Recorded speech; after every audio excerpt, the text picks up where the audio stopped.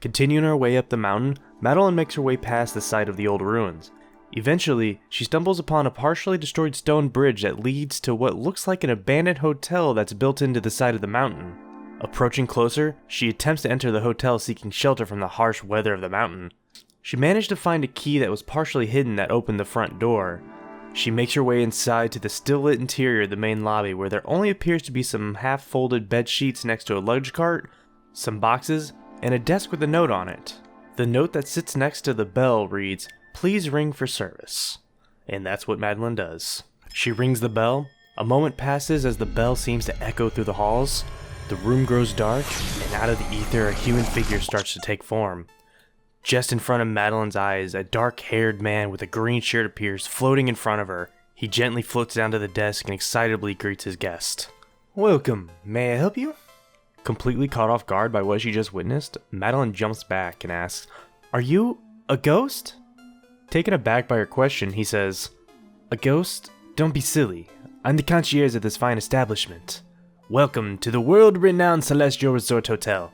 Mr. Ooshiro at your service."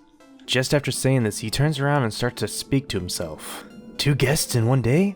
Business is finally picking up." Then turns back to Madeline. "How long will you be staying with us?" "Oh, I'm just passing through. I'm climbing the mountain. Do you have a back exit?" "A back exit?" Mr. Ooshiro says with a worried look on his face, then turns around and starts to speak to himself. "Just passing through? This will not do." With a confused look on her face, Madeline tells him, "You know I can still hear you, right?" He turns back to face her. "In any case, our rear service is reserved for hotel staff only. However, our top floor presidential suite features the world-class view of the peak. Yes, you'll be quite comfortable up there." Madeline thinks to herself for a moment. Maybe I can get to the roof from there and climb down the back. Turning around once again, Ooshiro mutters to himself, "The presidential suite! Marvelous idea, Ooshiro!" "What is your name for our records?" "I'm Madeline," she says with a smile, "but again, I'm not really interested in staying." Ignoring what she just said, Ooshiro starts heading down the hall.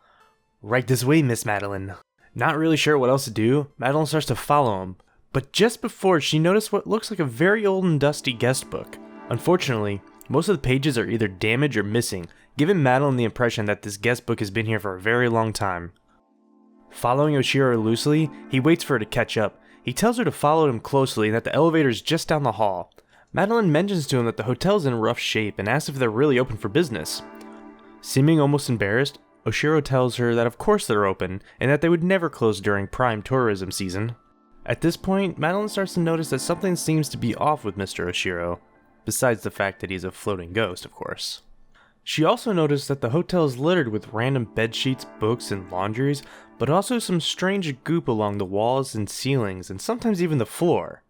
It's a strange sight, but what's stranger is that it almost appears to have eyes that follow her when she moves, making the visit even more unsettling. Eventually, she makes her way into an enormous room that is cluttered to the point that it's almost a maze to get through. In the center, she finds Mr. Ooshiro pacing back and forth in a panic.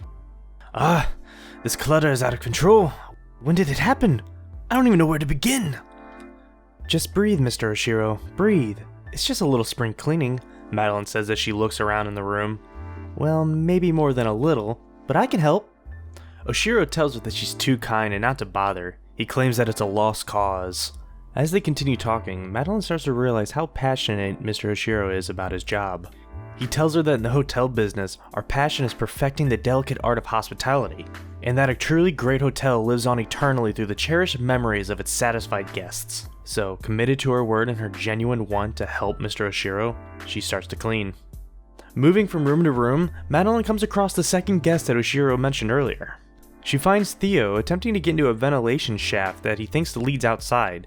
He tries to convince her to come with him because he thinks Mr. Ooshiro is a creepy old guy that's already cleaning out a spot for their bodies. She tells him that Mr. Ooshiro may be troubled, but she doesn't think that he wants to hurt us. He just wants to clean up the mess at the hotel and she really wants to help him. Theo tells her to be careful and starts heading through the vents trying to find his way outside. Madeline has many more conversations with Ooshiro in the process, each one stranger and slightly more annoying than the last. Ooshiro seems thankful for the help, but he insists that the hotel staff has everything under control, even though there's no staff. and each time he just turns to himself criticizing everything that he says or does. Madeline realized that he may be a proud man who loves his work, but he does suffer from his own problems. His compulsive need to make sure everything is perfect causes him to flip back and forth from a professional stature to a critical and self-loathing behavior that causes him not to be able to think clearly.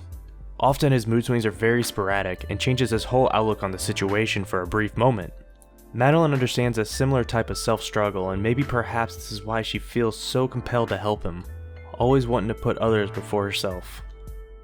Most of what she thinks is confirmed when she finds a letter while cleaning addressed to the hotel staff.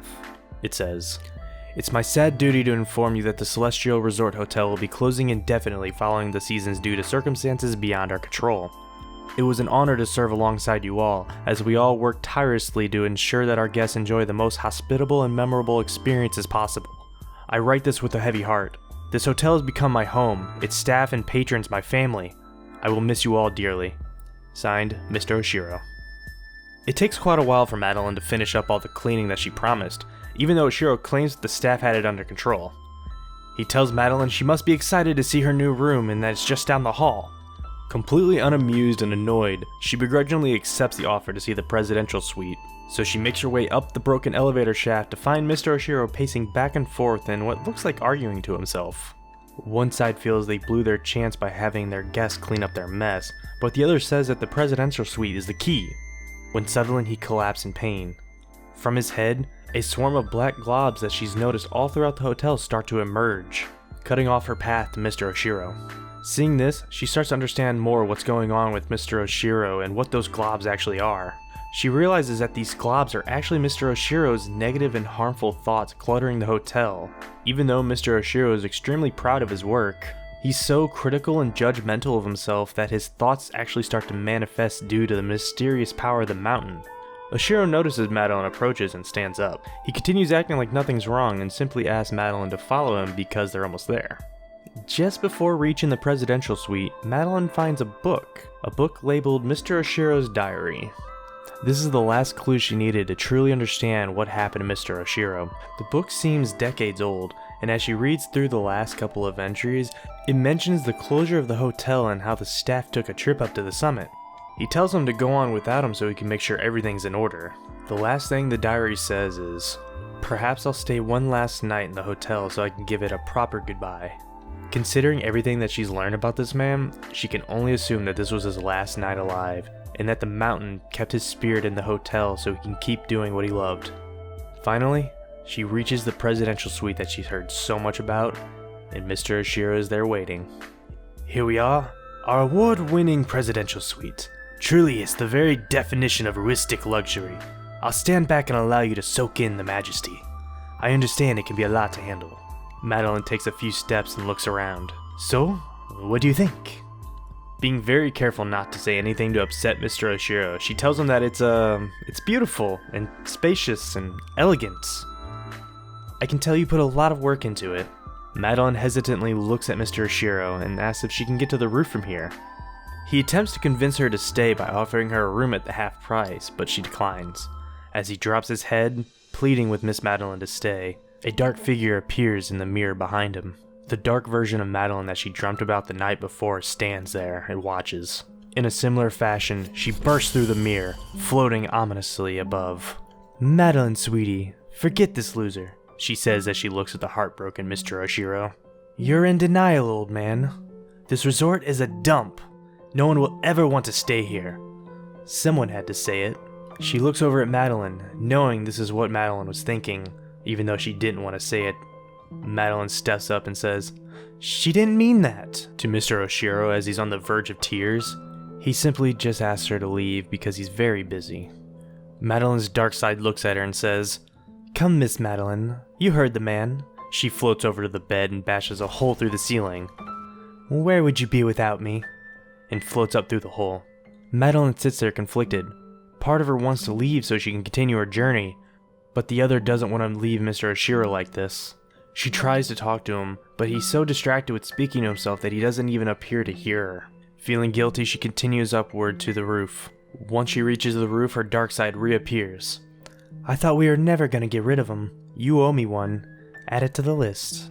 Furious about the situation, Madeline tells her to leave her alone. Her dark side floats down to her side. I thought you were so determined with climbing the mountain. Now all of a sudden you're some weirdo's therapist? Madeline snaps back. Why don't you go away? At this time, Mr. Ooshiro floats up with a sad look on his face, looks at Madeline and says, Miss Madeline, before you go, I need to ask you one question. Why would you be so nice to me, only to run away? What did I do wrong? Madeline's dark side jumps in. Oh, give it a break. You don't get it? She only helps people to feed her own twisted ego. She never cared about you. Madeline angrily tells her to shut up, and that she just wanted to help. You're both pathetic. Madeline's dark side chuckles and then vanishes. Shaking, Ooshiro's utters under his breath, Pathetic? You only came here to humiliate me. I won't grovel at your feet any longer. Mr. Ooshiro transforms into a large demonic-looking creature, then looks at Madeline angrily and starts to chase after her. Madeline begins to dash across the rooftops in a complete panic. She jumps across all the breaks in the roofs and dodging the black goop that somehow made its way up here. She reaches the edge with nowhere left to go but down. She turns to Mr. Ooshiro as he floats only a couple of feet away, trying to plead with him. She tells him she just wanted to help. In a rage, he doesn't even hear and starts to break the overhang that they stand on. It cracks once and eventually breaks, sending Madeline and Mr. Ooshiro falling to the ground. Luckily, she wasn't hurt too badly from the impact, but it did knock the wind out of her. No longer in a demonic rage, Ooshiro stands up, now with a sorrowful look on his face. He tells Madeline that the hotel will be closed for repairs. The plumbing is leaking, the library is in disarray, and that there's a hole in the presidential suite now. He turns around, and in a broken voice he says, Please, just leave me alone, and walks inside.